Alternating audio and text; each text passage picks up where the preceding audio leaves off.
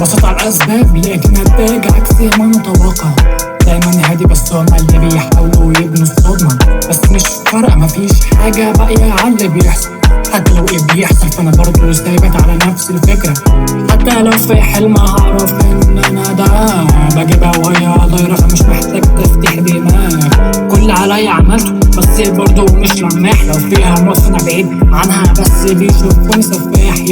حتى لو فانتفيا بس انا برضه ثابت، مش عايزة تتواجد في زحام، مش عايزة تتواجد في أماكن رابط الجمال. أنا وسط الصحراء، أنا الراشد مش عشان أبان جامد محتاج إني أرفع حاجة.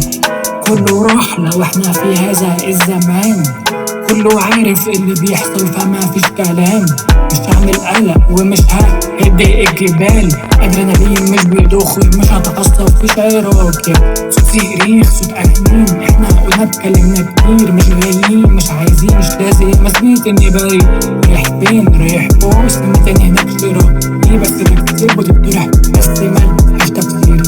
عندي الإجابات من غير استشفاء من الويكيبيديا، أفكار معقدة ما تدخلش على دماغ عادية. سيوف أسلحة وأنا مجرد وأفجر الدنيا. عامل أفكار صياغة أبعاد وأحسب الحسبة، باخد على قد العقل عشان مش عايز أكترث.